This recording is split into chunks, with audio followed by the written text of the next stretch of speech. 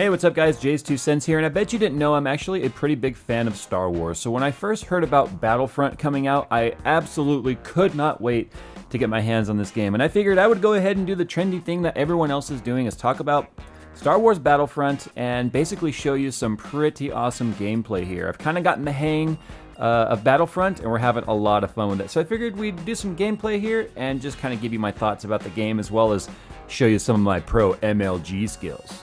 Don't hate, bro.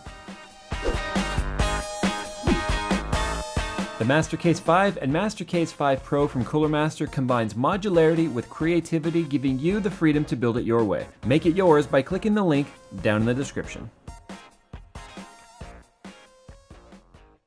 Okay, so this gameplay is going to be taking place in Drop Zone. We'll do a separate video for Walker Assault. They're two completely different types of gameplay.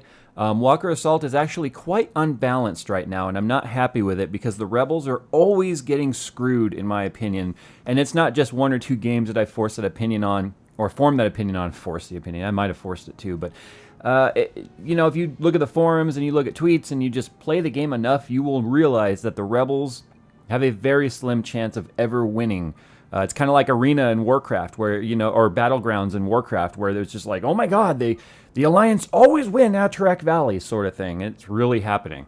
Anyway, I like to use the E11 blaster. It's my favorite blaster. It's got a really good amount of damage to fire rate, and I'm really happy with it. Now this match right here, you're going to notice I go kind of ham. I mean, it starts off here with me capturing this pod, which is what Drop Zone is. These pods fall, and you have to capture them and defend them. And if somebody else captures it, you have to capture it back before the timer runs out and it goes back and forth. But I do a pretty good job here at defending this one. A lot of players, they just kind of ignore the objective, which is frustrating. So it's very important to defend it, which some people go, no, that's camping, bro. You didn't stay in the same spot, that's camping. Yeah, well, you know, that's called the objective here, and this guy thought he was going to get it, and I killed him. And that's the way the cookie crumbles. I want to kind of point something out right there on that grenade. I saw that the player was coming towards me, and we'll actually back that up and show it again. I saw that player coming towards me, and I knew that my grenade was going to go past him, and you can't cook a grenade. So what I did was I bounced it off that little crater in front of me, so it bounced back at him. And if you notice, the grenade is actually what killed him, not my blaster. So it was... you know, little things like that. I've been playing shooters now for about over 20 years, and I'm good at it. I'm not like MLG Pro, but I'm good at it, and I have a lot of fun doing a lot of grenade bouncing and thermal detonators and stuff. Speaking of thermal detonators, I don't know if it's really overpowered, but the game is controlled. Your offhand items are controlled by these cards, and as you can see, the cards have a cooldown after you use them and they reload. So you kind of have unlimited thermals, thermal detonators, which are very powerful. I mean, one thermal detonator will kill you. It's not like Battlefield, where a direct grenade hit won't necessarily kill you. But in this one here, you can have full health and a thermal detonator will destroy you. Don't even get me started on an imploder. That's insane. That'll take out an entire group of people anywhere near it, but it's pretty fun, and it's actually a drop or a token on the ground that you pick up and you get a one-time use. But man, it's powerful. Now the gameplay style I like to use here on Drop Zone is, if we are controlling a pod, I will like to control the perimeter of that pod. What happens is that people will just sit on that pod. Where's the first place people are going to throw grenades and imploders and things? They're going to throw them at the pod because they're expecting people to be camping it. So you'll notice here I kind of work the perimeter of these pods, and it works out pretty well. You'll see me throwing what seems to be a lot of random grenades. They're not really random. I've got kind of two thought processes going on as I throw these thermals. And you can see, you know, I kill people sometimes because I'm throwing them where I know the action is happening. I'm not necessarily throwing them at a player. I'm throwing them where I'm watching my teammates shoot, and I'm also looking at the map. So I'm going to throw them where red dots are, and you can throw these things stupid far. I don't know if that's a little overpowered. I don't know if they're going to change it later in the game, but you can throw these I keep calling them grenades. You can throw these thermal detonators really stupidly far, but because they are on a timer, they will blow up in midair if you try and throw them too far, but it's insane how far you can throw them. But the other thing I'm doing is I'm not just throwing it where the action is. If I'm trying to control one side of a pod and I've got these rocks and I'm kind of hiding around, I can control which way the enemy players are moving with my grenades. Let's say they're starting to come down one of these little alleyways and a grenade explodes in front of them. typically they're going to stop, or they're going to back up, or they're going to kind of wait and see what's going on before they move forward. That gives me time to throw a grenade and kind of backtrack and go around the other direction where I can hopefully flank or come around behind them. So a lot of the times that's what I'm doing with these thermals, is I'm not so much trying to kill someone with them. I do get lucky kills with them, but I'm trying to control the enemy player movement so that I have control over where my rifle's pointed, and hopefully it's pointed at them if things go according to plan. Now I really like this playstyle. It's on a timer. It can't last any longer than 10 minutes. Or it's the first team to capture 5 pods. At least that's the way it seems to be working out. It's first to 5, or whoever gets the most in the amount of time.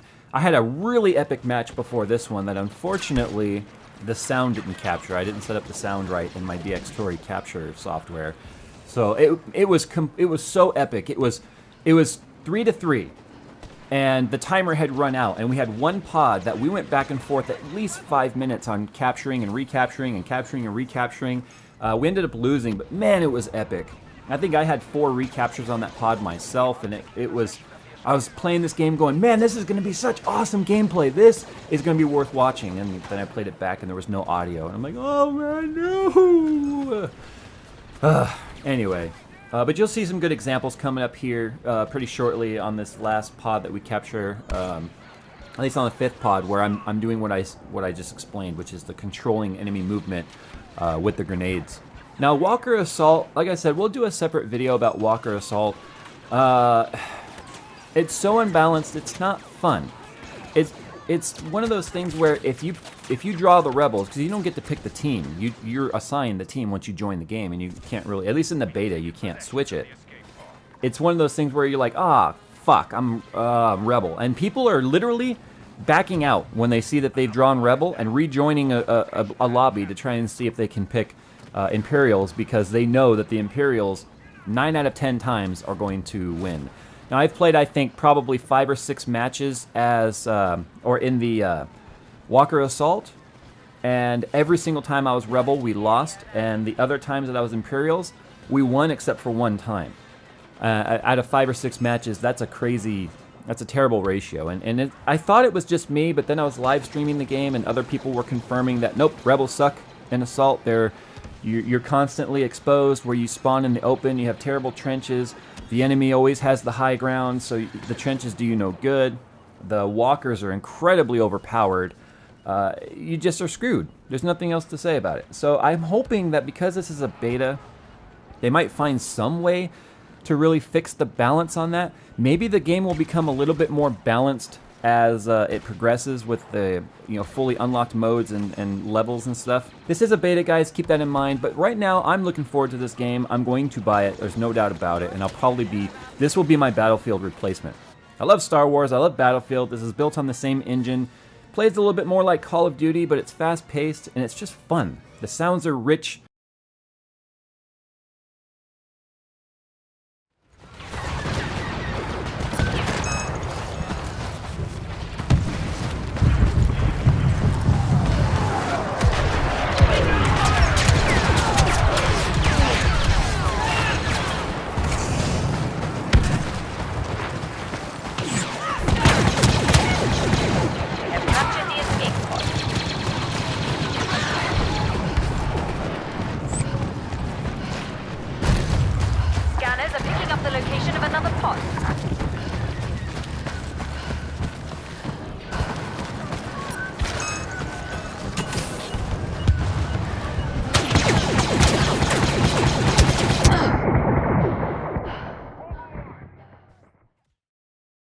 The gameplay is pretty fun, and I haven't found myself raging, well, yet, anyway. Alright guys, it's been Jay's 2 cents, bringing a little Battlefield drop zone, I called it Battlefield, Battlefront drop zone gameplay. Let me know if you guys want to see some more gameplay on this stuff, and otherwise, we'll see you in the next one. Take care.